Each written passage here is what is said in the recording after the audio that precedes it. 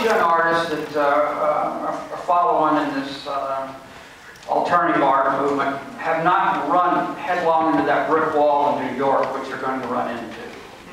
They're going to get their fannies straightened out and they get up to a certain level of success. Now, art has one big problem, and it's always had this problem, and conceptualists could not beat this problem, and that is art is always the slave of being a goddamn decoration.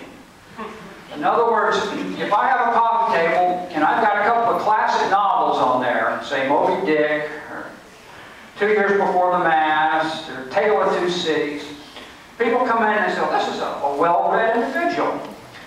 But if I open the pages and I take scenes out of that novel, you know, cutting up a whale and put it in a painting, people will shit their pants. See? People will shit their pants. That's not a good decoration. See? So art is always a slave or an adjunct to architecture. See? It's a prisoner of it. The conceptualists tried to beat that, but never really did. Get ahead of being a decoration. Until the art public understands art is a thought, it's a language, then the artist is always going to have that problem. Did you feel also as in some of your, I want to say your album cover art, for the lack of a better word, do you feel subservient to this, to a rock and roll culture? Do you feel like you're part of it? Do you feel embraced by it more than, say, the art world? Let me explain this. I have not taken a commercial commission since 1970. I have never done an album cover. I have licensed paintings to rock and roll bands. People call me up and want to say, you got something I can use? I say, yeah, come over and look at the slides. And pick something.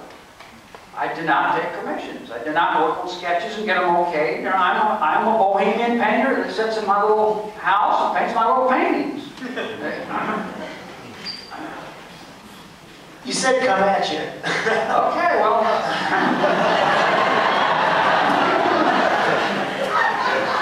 So, what was your last commission job?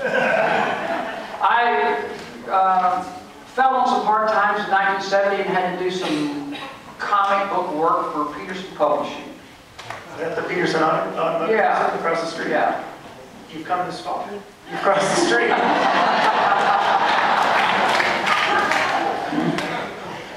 It's a long trip. Well, I did some marijuana labels in '68.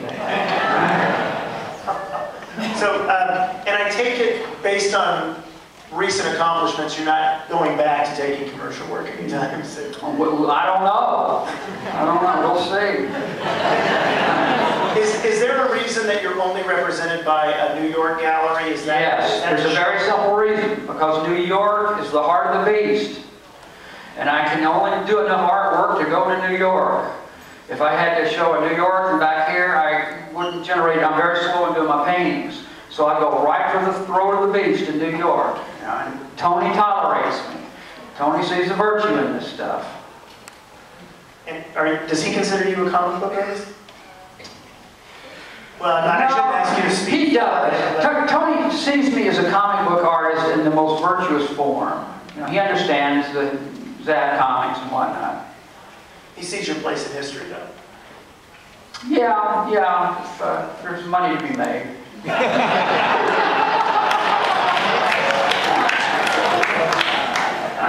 Not just Tony, though.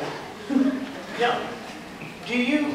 I look at you definitely, and always have, as a very historic painter of America, of Americana, and in art history, I happily, I put my eggs in that basket as far as you're very kind. As far as putting you in the historical canon, even beyond modern and more contemporary.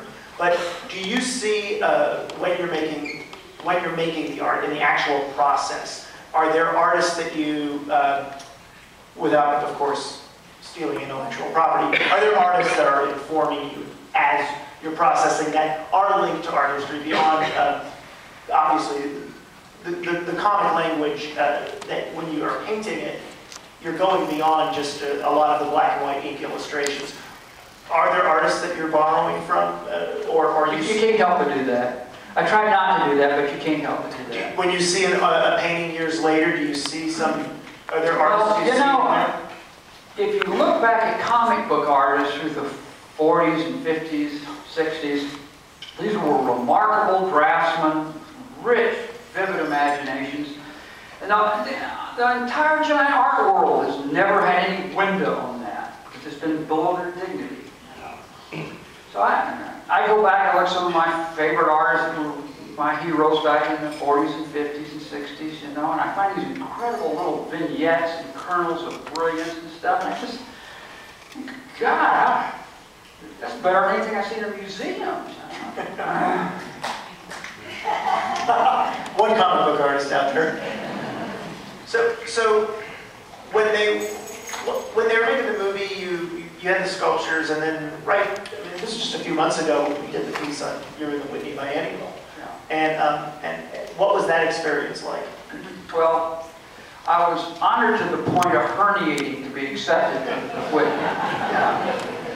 And I think the curator, the gentleman, came over to Tony's show and saw my work there at Tony's show, you know, and just said, this guy's got to be in the Whitney, you know. So, but my work is so off the wall compared to what's the Whitney.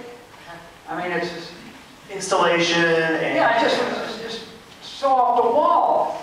So they settled for a set of watercolors that would kind of tone down and it would segue into that world, you know. Because one of my paintings would make the rest of that stuff like curl up like pork skins. Make the paint peel off the walls. Did you actually attend? Because I know you didn't. No, I had work to do here. I didn't boycott them or nothing. I would have loved to have gone and strutted around there, but they just, you know. You had your own show. I had my own show here. You got a gig. Yeah. And you had already gone back for your show in October. Yeah, in New York. Yeah. Okay. So, but it's. She's giving us a signal over here. Okay. Well, then I'll ask you, what's next? What's next? Well, I'm working on some more sculptures and whittling on them paintings. You know, working on them paintings. Keep on keeping on.